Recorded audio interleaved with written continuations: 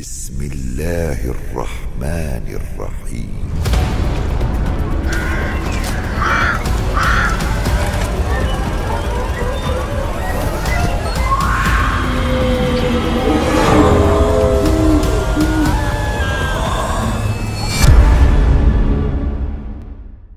Assalamualaikum dan selamat pagi. Nama saya Muhammad Faiz. Saya berumur 20 tahun. Saya bekerja sebagai pekerja kilang dan saya ingin menceritakan sesuatu pengalaman yang seram pada diri saya dan saya akan mengisahkannya. Pengalaman ini saya telah melaluinya tahun lepas masa saya berada di suatu tempat pengajian tinggi di Politeknik. Pada waktu itu, saya sedang berlatih dalam sukan woodball di Padang bersama kawan saya. Pada waktu itu, kami berlatih sehingga pada waktu maghrib. Kami biasa akan balik sebelum maghrib. Akan tetapi ada latihan yang sangat dekat, so kami perlu berlatih dengan baik. So di padang itu memang familiar. Kami semua akan nampak suatu busut yang sangat besar bersebelahan dengan pokok yang sangat besar. Orang-orang di sana pernah berkata jangan dekat dengan busut itu kerana busut itu ada sesuatu. Jadi apabila sampai sahaja untuk balik pada waktu maghrib itu, saya dan kawan saya telah melalui kawasan busut itu dan tiba-tiba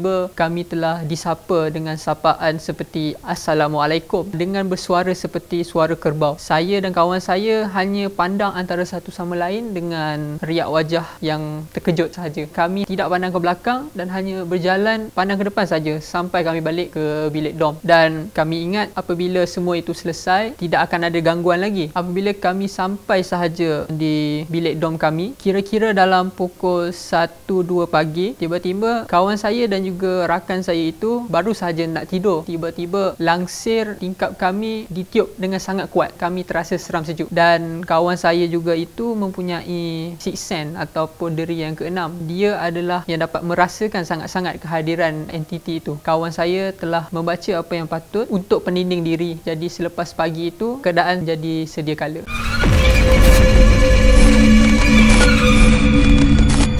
Kisah saya yang seterusnya adalah saya dan kumpulan saya pernah pergi ke suatu politeknik di Pulau Pinang. Kita semua telah tahu Politeknik Pulau Pinang itu antara salah satu politeknik yang sangat keras. Jadi apabila kami membuat rombongan di Politeknik Pulau Pinang itu, apabila kami tiba sahaja di pekarangan parking bas berdekatan dengan Dewan, kami telah tiba pada waktu malam dan kami semua telah terdengar ada seseorang atau ramai yang bermain cak kelempong di Dewan itu. Kami telah bertanya kepada guard di situ, adakah ada orang yang bermain cak kelempong malam pada Dewan itu? Tapi Pak Guard itu telah memberitahu yang pada waktu itu semua pelajar menjalani cuti semester. Maknanya tiada siapa-siapa yang berada di kawasan itu. Kami pun terasa terkejut kerana tiada siapa yang bermain cak kelempong itu. Maknanya itu adalah sesuatu yang bermain. Pada ketika itu kami telah menginap di politeknik itu di kawasan bilik pelawat. Suasana di situ memang sangat seram kerana setiap perabot mereka bangunan sangat lama dan memang apabila kami masuk sahaja di dalam kawasan itu memang terasa sangat seram. Orang di situ berkata memang ada penunggu di situ. Dan ada juga pada pukul 2-3 pagi kami sedang tidur, kami terdengar tapak kaki tetapi tiada orang. Setelah pagi itu tiada apa-apa lagi.